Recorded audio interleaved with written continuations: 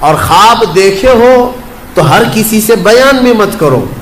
مومن کا دیکھا ہوا خواب اکثر سچ ہوا کرتا ہے. حضرت یوسف علیہ السلام جب جیل میں تھے، اب وہاں پر ایک معاملہ پیش آیا. وہاں پر 2 قیدی اور بھی ساتھ میں تھے.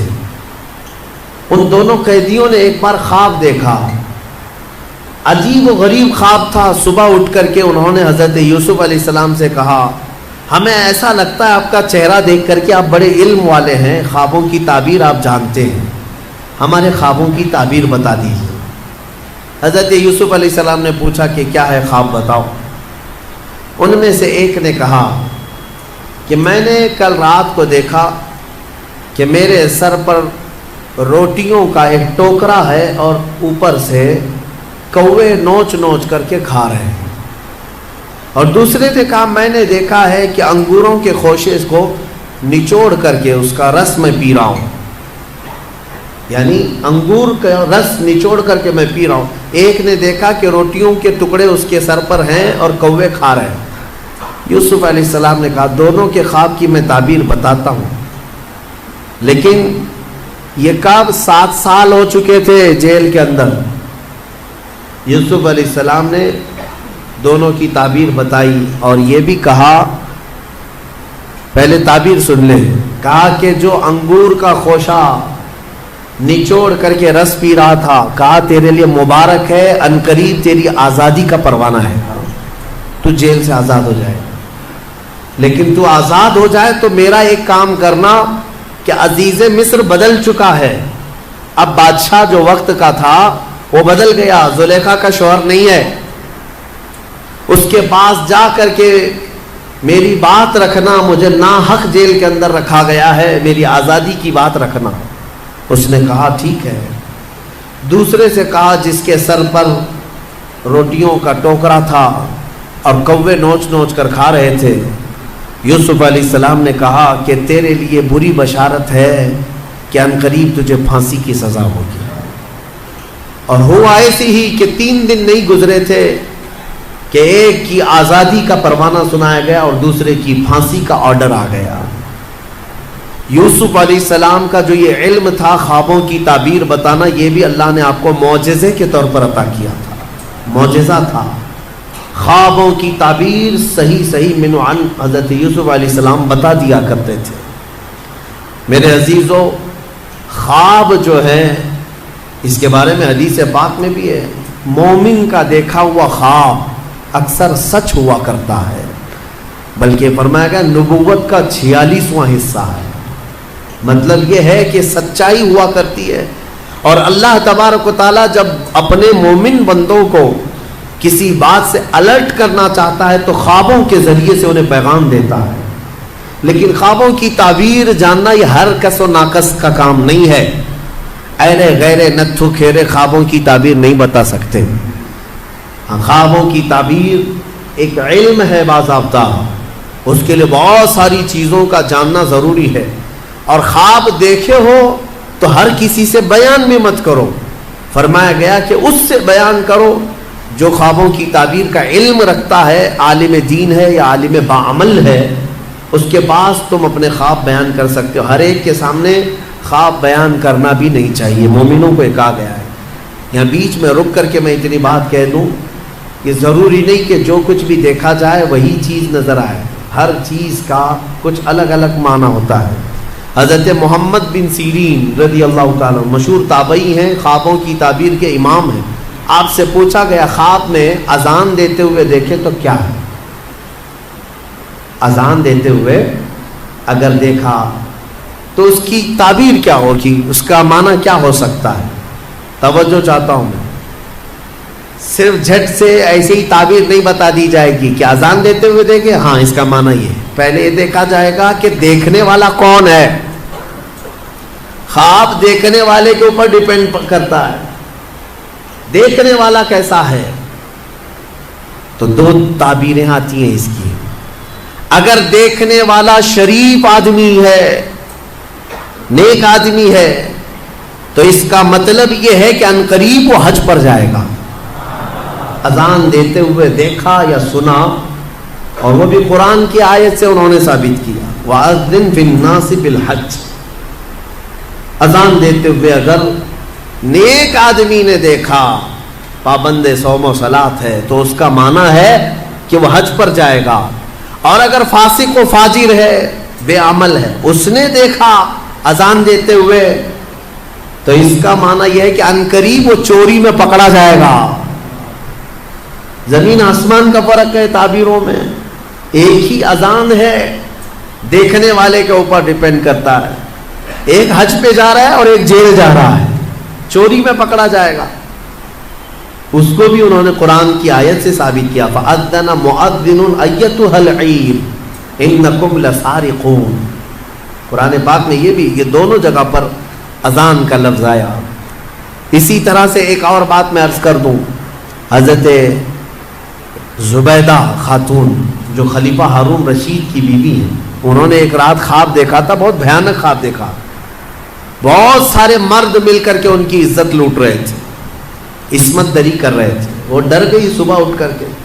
یہ وہی زمانہ ہے جب حضرت محمد بن سیرین موجود تھے۔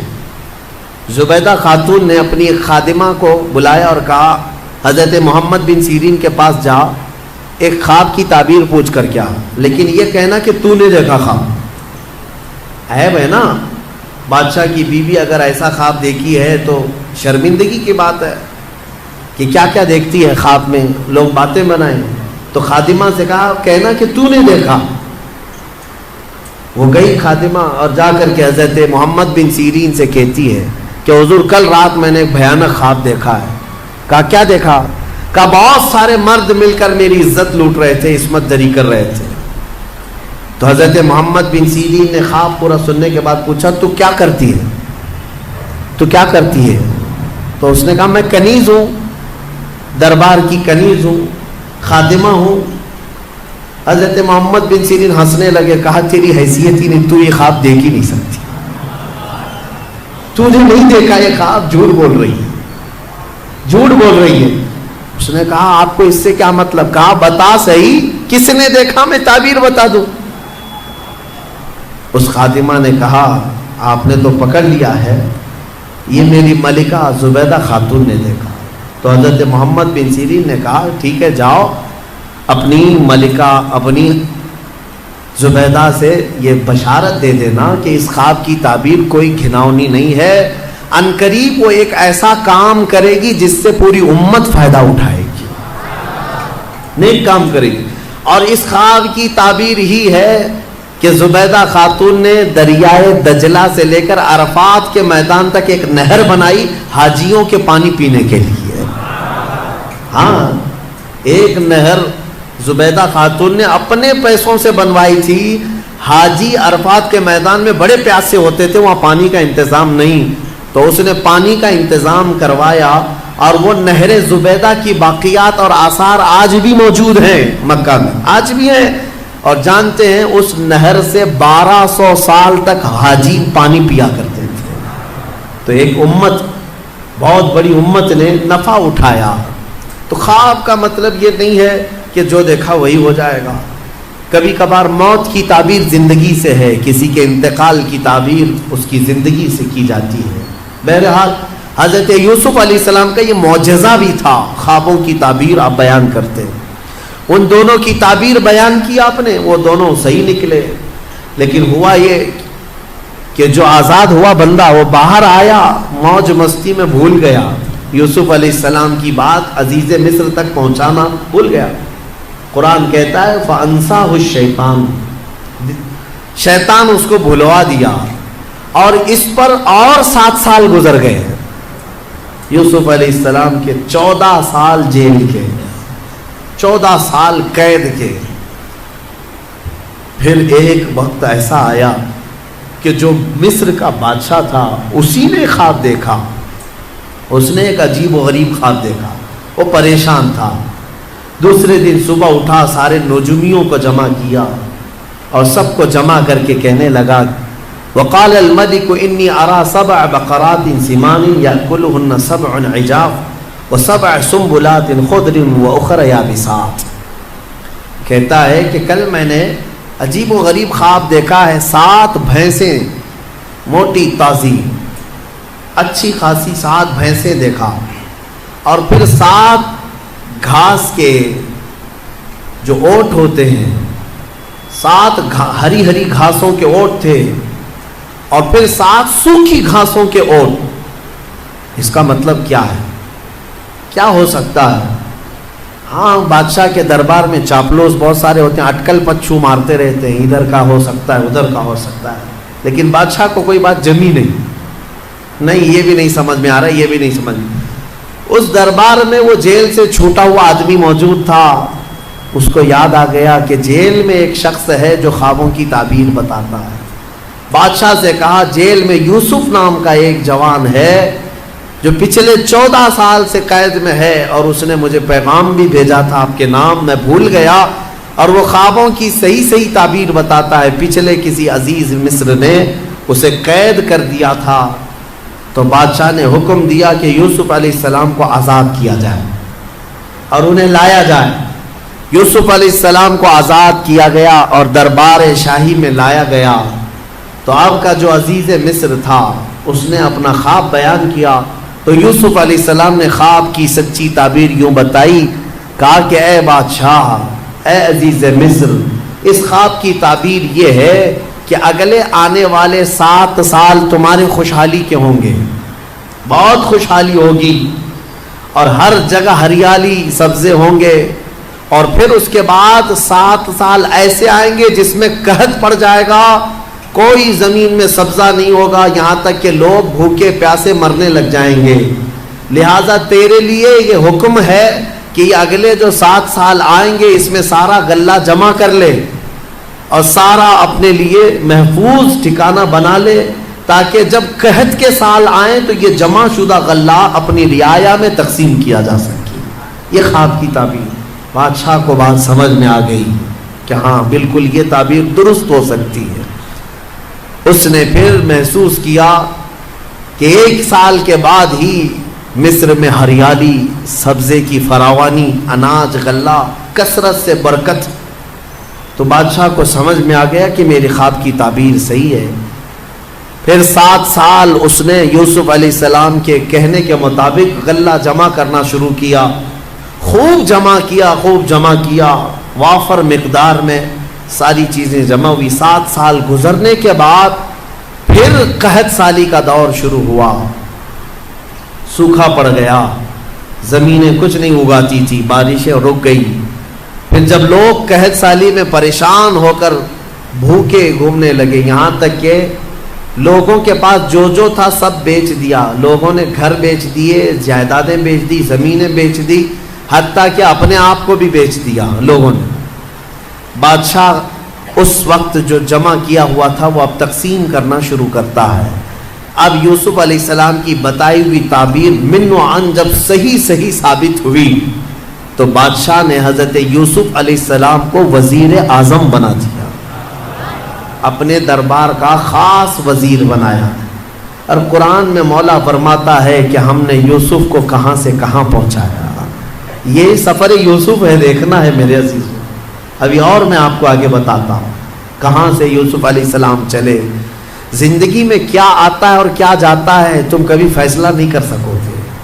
یوسف علیہ السلام وزیر اعظم کے منصب پر قائم ہوئے، اور پھر جب قحط سالی کا دور شروع ہوا تو وہ وقت بھی آیا کہ جب لوگ بھوکے پیاسے بادشاہ کی طرف آتے، بادشاہ غلہ اور اناج تقسیم کرتا۔ ادھر یعقوب علیہ السلام کے جو 10 بیٹے تھے وہ اپنے گاؤں میں بھی قحط سالی کے شکار ہو چکے تھے، اور جب انہیں خبر پہنچی کہ مصر کے بادشاہ سے غلہ اور اناج تقسیم ہو رہا ہے، تو انہوں نے حضرت یعقوب علیہ السلام سے کہا اچھا وہاں پر ایک مسئلہ یہ ہو گیا تھا، یوسف علیہ السلام کے جانے کے کچھ سالوں بعد یعقوب علیہ السلام کے گھر ایک اور بیٹے کی ولادت ہوئی جن کا نام بنیامین تھا، بنیامین۔ اب یعقوب علیہ السلام ان کو اپنے قریب رکھنے لگے، وہ سب سے چھوٹے تھے، یوسف علیہ السلام کے بدل ان سے محبت کرتے تھے، لیکن 10 بھائیوں نے اب حسد نہیں کیا، کہا چھوڑو جانے دو، اب دوسری بار کریں گے تو کچھ اور پلٹ نہ جائے۔ پہلی مرتبہ کیا تھا، پلٹ گئے، باپ سے دور ہو گئے تھے، لیکن 10 لوگ یعقوب علیہ السلام کے پاس آتے ہیں, کہتے ہیں کہ اب کیا کریں. یعقوب علیہ السلام نے کہا جاؤ عزیز مصر سے ہمارے حصے کا بھی غلہ لے آؤ. جب وہ پہنچے تو یہاں پر بادشاہ کے دربار میں آئے. میرے عزیز تو کافی سال کا عرصہ گزر چکا ہے, کئی سال گزر گئے, تقریباً 25 سے 30 سال کا عرصہ گزر گیا ہوگا. اور اس وقت وہ آئے, یوسف علیہ السلام کو انہوں نے نہیں پہچانا. یوسف علیہ السلام ہر ایک کے چہرے کو غور سے پہچانتے تھے, اچھے سے جانتے تھے, یہ میرے بھائی ہیں.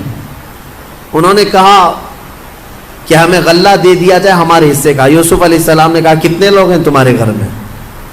کہا ہم 10 ہیں, ہمارے باپ ہیں. کہا اور بھی ہے؟ کہا ہاں ایک چھوٹا بھائی ہے ہمارا. یوسف علیہ السلام کو اس بات کی خبر تھی کہ ان کے ایک چھوٹے بھائی کی ولادت ہوئی ہے اور باپ انہیں زیادہ چاہتے ہیں. یوسف علیہ السلام نے کہا تمہیں غلہ اور اناج اس وقت تک نہیں دیا جائے گا جب تک وہ چھوٹا بھائی بھی نہیں آئے گا. جاؤ اس کو ساتھ لے آؤ. وہ سب کھڑے رہے اور کہا کہ یہ تو نہیں ہوگا, ہمارے باپ بھیجیں گے نہیں. کہا کیوں نہیں بھیجیں گے؟ کہا اس سے پہلے ہمارے ایک بھائی کے ساتھ حادثہ ہوا ہے. وہ بتا رہے یوسف علیہ السلام کو. یوسف علیہ السلام سے وہ کہہ رہے ہیں اس سے پہلے ہمارے بھائی کے ساتھ ایسا حادثہ ہوا ہے, اب ہمارے باپ نہیں بھیجیں گے. حضرت یوسف علیہ السلام نے کہا نہیں بھیجیں گے تو غلہ نہیں دیں گے ہم, جب تک وہ نہیں آئے گا نہیں دیں گے, واپس جاؤ. واپس بھیج دیا. روتے ہوئے آئے, اپنے باپ سے کہا, یوسف علیہ السلام یہ یعقوب علیہ السلام سے کہا بادشاہ کا وزیر اعظم بڑا سخت ہے, وہ کہتا ہے کہ جب تک آپ اپنے اس چھوٹے شہزادے کو نہیں بھیجیں گے. حضرت یعقوب علیہ السلام پھر رونے لگے کہ تم پہلے کی طرح ویسے ہی کرو. سب قدموں میں گر پڑے. کہا اب ہمارا یقین کرے, ہم اس بار ایسا نہیں ہونے دیں گے. یعقوب علیہ السلام نے اپنے چھوٹے بیٹے کو بھیج دیا ان کی باتوں پر. بنیامین کو لے کر کے آ گئے. یہ 10 بھائی لے کر کے آئے. جب پہنچے یوسف علیہ السلام کے پاس, کہا دیکھو یہ ہمارا چھوٹا بھائی ہے, آپ کے حکم پر ہم اسے لے آئے. کہا ٹھیک ہے, سب کا حصہ دے دیا جائے گا. یوسف علیہ السلام خود ہی اناج تقسیم کر رہے تھے, غلہ تقسیم کر رہے تھے. تو غلہ تقسیم کرتے کرتے آپ نے سونے کی کھٹوری تھی وہ بنیامین کے تھیلے میں ڈال دیا. یوسف علیہ السلام نے خود ہی ڈال دیا. سب کو جو جو غلہ تقسیم ہو رہا تھا سبوں نے لے لیا. اب وہ سونے کی کھٹوری چھوٹے بھائی کے غلے میں چلی گئی. ابھی یہ بھائی باہر نکلے تھے, وزیر اعظم یوسف علیہ السلام نے اعلان کر دیا کہ بادشاہ کے شاہی خزانے کی کھٹوری چوری ہو گئی ہے, سب کی تلاشی لی جائے. سب کو روک دیا گیا, ناکہ بندی ہو گئی. اب تلاشی لینے لگے سپاہی. تو یہ 10 اور 11 بنیامین, ان کی تھیلی میں وہ کھٹوری مل گئی. سپاہی پکڑ کر کے لائے, یوسف علیہ السلام کے پاس پیش کیا کہ ان کی تھیلی میں یہ کھٹوری تھی. یوسف علیہ السلام نے ان کو پکڑ لیا اور کہا تم جا سکتے ہو, یہ نہیں جا سکتا. وہ رونے لگ گئے. کہا اس سے پہلے ہمارے بھائی کے ساتھ حادثہ ہوا تھا اور اس کی جدائی کے غم میں ہمارے باپ روتے روتے آنکھیں گنوا چکے ہیں. اب یہ دوسرا بھی ہم بڑی منت سماجت کے بعد اپنے باپ سے بول کر لائے تھے, اگر آپ ان کو نہ بھیجیں گے تو ہمارے باپ کا انتقال ہو جائے گا, ہمارے باپ پر آپ رحم فرمائیں, ہمیں بھیج دیں. یوسف علیہ السلام نے کہا نہیں بھیجا جائے گا, نہیں بھیجا جائے گا. کھٹوری ان کی تھیلی میں ملی ہے. تو وہ سب کے سب وہیں جمے کھڑے رہ گئے. یوسف علیہ السلام نے کہا کہ ایک صورت ہے کہ جاؤ اپنے باپ کو بھی ساتھ میں لے آ جاؤ, اپنے باپ کو ساتھ میں لے آؤ, اس کے بعد تمہارا یہ بھائی بھی آزاد ہو جائے گا. لیکن جانے سے پہلے یہ 10 ابھی بھی پہچان نہیں رہے. اتنا معاملہ ہو گیا, پہچان نہیں رہے اپنے بھائی کو. یوسف علیہ السلام اپنے باپ کی بارے میں ان بھائیوں سے سنتے رہے تو دل میں درد بھی ہوتا ہے, اتنے سالوں سے اپنے باپ سے دور ہیں.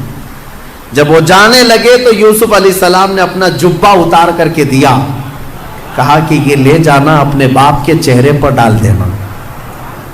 یوسف علیہ السلام نے اپنے بھائیوں سے کہا کہ یہ لے جاؤ اپنے باپ کے چہرے پر ڈال دینا. اس میں قرآن میں ہے یہ آیت, اللہ تبارک و تعالیٰ نے فرمایا ہے فلما جاء البشیر القاہ علی وجہہ فارتد بصیرا.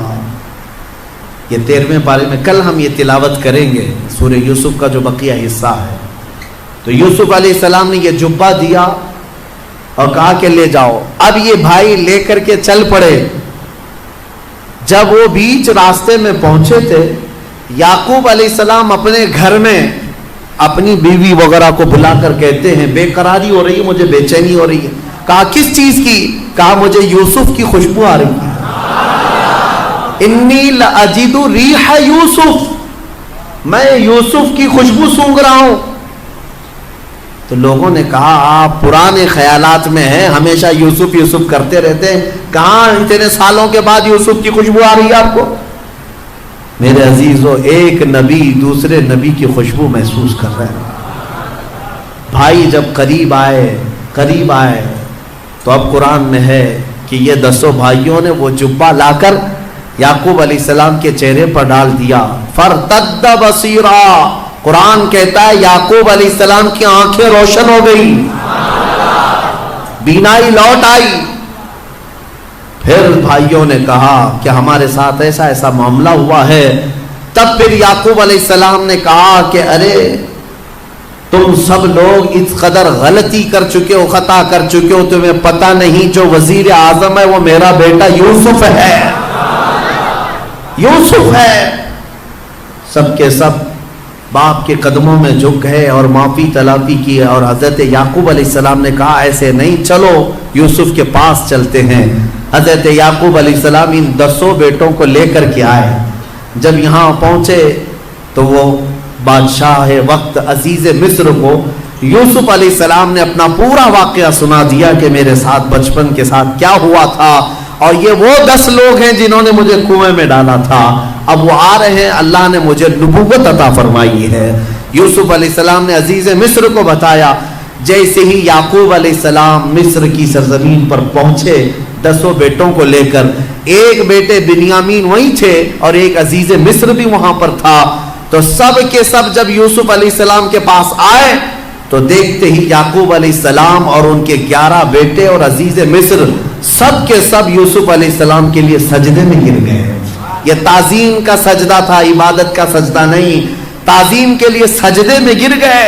اور اس کے بعد سبوں نے سر اٹھایا تو یعقوب علیہ السلام نے کہا بیٹا بچپن میں جو تو نے خواب دیکھا تھا اس کی یہ تعبیر ہے. تو نے دیکھا تھا نا کہ 10 ستارے، ایک چاند اور ایک سورج تجھے سجدہ کر رہے ہیں.